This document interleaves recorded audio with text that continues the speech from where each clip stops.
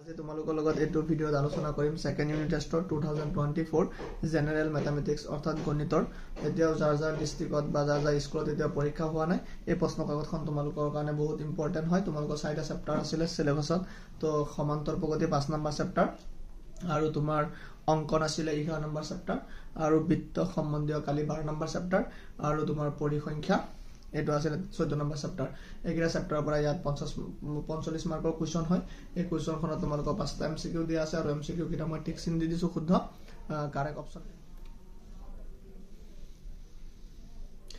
এনেকুৱা ধৰণৰ তোমালোকৰ কোৱেশ্চন এখন পাবা তো তোমালোকৰ হয়তো কোৱেশ্চনবোৰ বেলেগ থাকিব পাৰে তো এইটো টাইপটো তোমালোকে চাই গলে বহুত উপকৃত হ'বা আৰু এই কোৱেশ্চনবোৰ তোমালোকে সলিউশন কৰিবা গোটেইবোৰ প্ৰশ্ন সহজে হয় তোমাৰ কিতাপৰ পৰা নহা প্ৰশ্নৰ ভিতৰত এই প্ৰশ্নটো 11 নম্বৰটো আছিল 11 নম্বৰটো কৈছে 20 সেন্টিমিটাৰ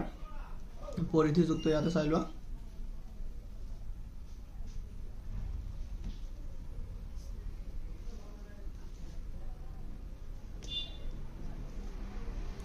ইয়াতে 11 নম্বৰ প্ৰশ্নটো আছিল তোমালোক অলপ বনোৱা প্ৰশ্ন বুলি ক'ব লাগিব মানে এটো ডাইৰেক্ট কিতাপত না আছিল আৰু বাকিবোৰ প্ৰশ্ন সহজে এটো 20 সেন্টিমিটাৰ পৰিধিযুক্ত এটা বৃত্ত এটা চুকৰ কালি তো এটা চুকৰ কালি কলে তোমালোক থিটাৰ মানটো তোমাৰ 90 ডিগ্ৰী হ'ব বৃত্তৰ মাজত অক্ষ হিচাপে 4টা চুক হয় আৰু পৰিধিৰ পৰা পৰিধিটো 2 পাই r ইয়াৰ পৰা r ৰ মানটো উলিয়াই ললে তাৰ বৃত্তকলা কালিটো উলিয়াই দিলে হ'ল তো এটো আছিল তোমালোকৰ